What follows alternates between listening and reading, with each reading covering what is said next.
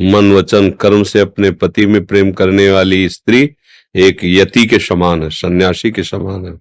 यति और सती समान रखा गया है। जो पति का वर्ण करके पर पुरुषों से व्यभिचार करती हैं उनकी दुर्गति होती है। जो अपने पति का वर्ण करके आजीवन अपने पातिव्रत धर्म पे रहती है वो वैसे ही पवित्र होती है जैसे एक सन्यासी पवित्र होता है, ऐसे वो पवित्र होती है। तो अपने पति में अनुराग रखना ये दुर्गति का कारण नहीं है, ये सद्गति का कारण है। बस और भाव सुधार लीजिए कि पति में परम पति का भाव कर लीजिए कि अगर हमारे प्रभु श्री कृष्ण इसके हृदय में ना हो तो ये शरीर न चलेगा, न फिरेगा, न बोलने लायक, न देखने लायक। तो इसका मतलब हमारा जो प्यार है वो प्रभु ही स्वीकार करने के लिए इस रूप में आए हैं और अपने पति का अनुगमन करे, उनकी आज्ञा के अनुसार चले। जैसे हम अपने आराध्य देव के सामने नम्र व्यवहार करते हैं वैसे व्यवहार करें। पति के किए हुए किसी भी कटु व्यवहार से क्षुब्ध ना हो। जैसे भक्त के प्रति अब वो हरे कृष्ण जप रहे और 20-22 बाजारों में मार कूड़े खाल खींची जा रही तो भगवान से प्रश्न थोड़ी किया कि हम आपका भजन करें, आपने ऐसा दंड क्यों दिलवाया?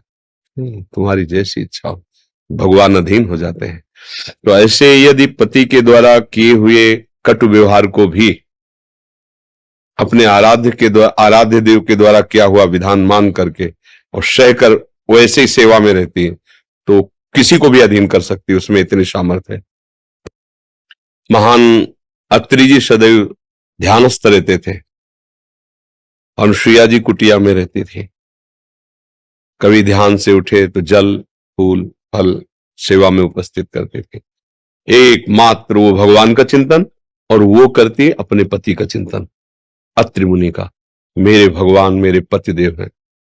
ब्रह्मा विष्णु महेश उनकी परीक्षा के लिए आए, उनके पातिव्रत धर्म की परीक्षा के लिए। तो अतिथि गृहस्थी में कोई पधारे तो पूजनीय है। जिसका परिचय ना हो, बिना किसी निमंत्रण के अपने आप आ गया हो, उसे अतिथि कहते हैं। तिथि निश्चित नहीं है, कोई परिचय नहीं है, और जिससे परिचय है निश्चित है आना उसे अभ्यागत कहते हैं। अभ्यागत का तो स्वागत करना ही चाहिए, पर अतिथि से बहुत सावधान।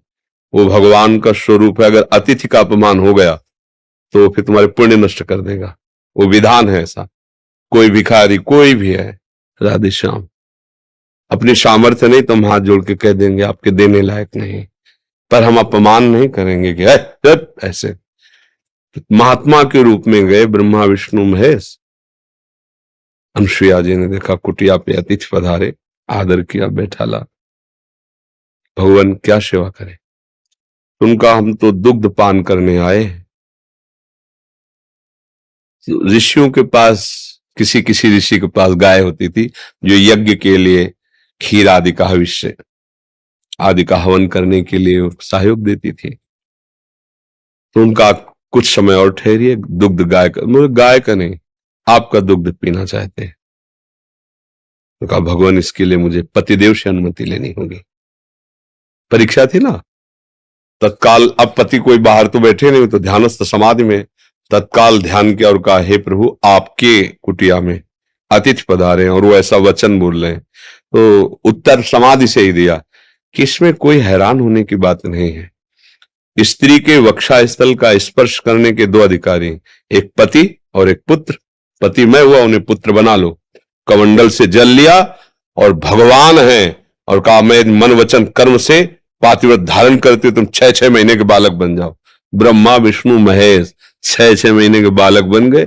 गोद में दूध पिलाया, पालने में झुलाया। नारद जी ने बताया जाके लक्ष्मी जी ब्रह्माणी और भवानी को, गए तुम्हारे पति झूला में झूल रहे 6-6 महीने के बले हुए। आके प्रार्थ पति प्रेम कोई साधारण उपासना नहीं, पर उसको समझे पति के रूप में मेरे भगवान है और एक पातिव्रत धर्म, ये तो भगवत प्राप्ति कहे। तो इसमें कोई ऐसा निषेध नहीं कि पति का प्यार त्याग देना चाहिए, ऐसा नहीं, कहीं शास्त्र में नहीं लिखा।